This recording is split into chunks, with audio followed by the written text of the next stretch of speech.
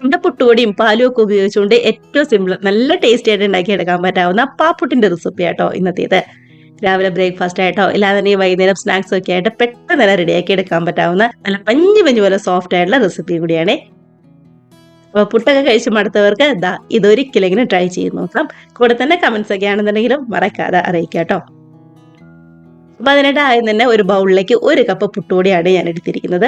വേറെ അരിപ്പൊടി ഒന്നും ഉപയോഗിച്ച് ചെയ്യരുത് കേട്ടോ. നമ്മൾ സാധാരണ പുട്ടുപൊടി ഉണ്ടല്ലോ കടയിൽ നിന്നൊക്കെ മേടിക്കുന്ന, അത് തന്നെ ഉപയോഗിച്ചിട്ട് വേണം കേട്ടോ ചെയ്യാൻ.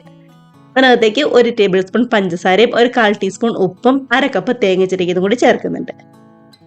നമ്മൾ 1 കപ്പ് പുട്ടുപൊടി എടുക്കുമ്പോൾ അതിന്റെ നേർപകുതി 1/2 കപ്പ് തേങ്ങ ചിരകിയത് വേണം ചേർക്കാനായിട്ട്. ഇതുപോലെ നന്നായിട്ട് ഒന്നുങ്ങ് മിക്സ് ആക്കി എടുക്കാം. പുട്ടുപൊടിയും തേങ്ങയും പഞ്ചസാരയും ഉപ്പും എല്ലാം ഇതുപോലെ ഒന്നുങ്ങ് യോജിപ്പിച്ചെടുത്തിട്ടുണ്ട്. ഇനി ഇതിനകത്തേക്ക് നമ്മൾ ചേർക്കുന്നത് പാലാട്ടോ. ഞാനിവിടെ കവർ പാലാണ് എടുത്തിരിക്കുന്നത്.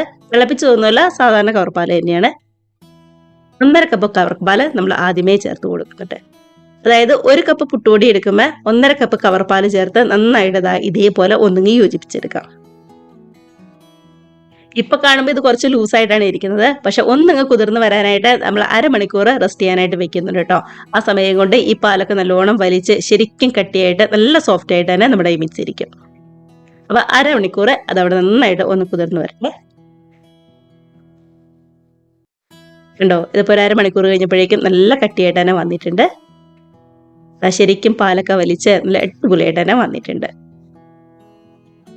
അപ്പൊ നമുക്ക് ഈ പരുവല്ല വേണ്ടത്, കുറച്ചൊന്ന് ലൂസായിട്ടുള്ളതാണ്. അതുകൊണ്ട് തന്നെ 1/2 കപ്പ് പാലും കൂടി ചേർത്ത് കൊടുക്കുന്നുണ്ട്. നമുക്ക് അങ്ങനെ 1 കപ്പ് പുട്ടുപൊടി എടുക്കുമ്പോൾ 2 കപ്പ് പാലാണ് വേണ്ടത്. ആ ഒരു അളവ് കറക്റ്റ് ആയിട്ട് ഒന്ന് നോക്കണം കേട്ടോ. ആദ്യത്തെ ഒരു 1.5 കപ്പ് ആദ്യമേ ചേർത്ത് കൊടുക്കുക. അതിനുശേഷമുള്ള 1/2 കപ്പ് ഇതേപോലെ 2 തവണയായിട്ട് ചേർത്ത് കൊടുക്കുക. അങ്ങനെ ഈ ഒരു 1/2 കപ്പ് കൂടി ചേർത്ത് മിക്സ് ആക്കി എടുക്കുമ്പോൾ ചെറിയൊരു ലൂസ് പോലെ ആയിരിക്കും നമ്മുടെ മിക്സ് ഇരിക്കുന്നത്. അതാണ് കറക്റ്റ് ആയിട്ടുള്ള പരുവെന്ന് പറയുന്നത് കേട്ടോ. ഇതിപ്പോ നല്ല കട്ടിയല്ല, എന്നാൽ പാൽ ഒരുപാട് അങ്ങ് ചേർന്ന് ഒരുപാട് ലൂസ് ഒന്നും ആയി പോയിട്ടില്ല. ഈ ഒരു പരുവം കറക്റ്റ് ആണ്. അപ്പൊ ഇത് മതി. ഇത്രയേ ഉള്ളൂ നമ്മുടെ മിക്സിങ്ങിന്റെ പരിപാടി എന്ന് പറയുന്നത്. ഇനിയിപ്പോ നമ്മുടെ ഈ പുട്ടിന്റെ മിക്സ് നേരെ ഒന്നിങ്ങനെ ആവിക്ക് വെച്ച് റെഡിയാക്കി എടുത്താൽ മാത്രം മതിയാവും. അപ്പൊ ഞാൻ ഇതേപോലെ ഒരു കേക്ക് ടിന്നാട്ടോ എടുത്തിരിക്കുന്നത്. ഇല്ലാന്നുണ്ടെങ്കിൽ ഒരു സ്റ്റീലിന്റെ പ്ലേറ്റിൽ ചുറ്റും ഒന്ന് ഇതേപോലെ നെയ്യ് വെട്ടി കൊടുക്കുക. അതിനുശേഷം നമ്മൾ റെഡിയാക്കി വെച്ചിരിക്കുന്ന മിക്സ് അങ്ങ് മാറ്റി ഒന്ന് ലെവലാക്കി മേളിൽ കുറച്ച് തേങ്ങ ചിരകിയതും കൂടി ചേർത്ത് നേരെ അങ്ങനെ ആവിക്ക് വെച്ച് റെഡിയാക്കി എടുത്താൽ മാത്രം മതി.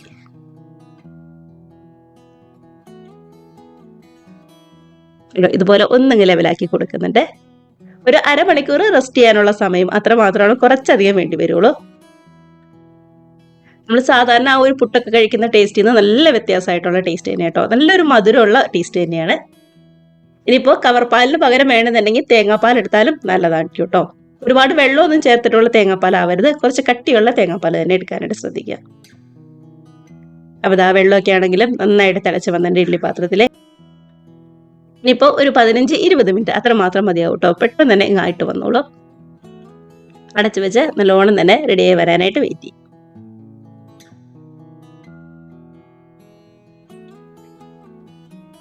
അങ്ങനെ നല്ലോണം തന്നെ ആവിയൊക്കെ കയറി നല്ല അടിപൊളിയായിട്ട് തന്നെ വെന്ത് വന്നിട്ടുണ്ട്.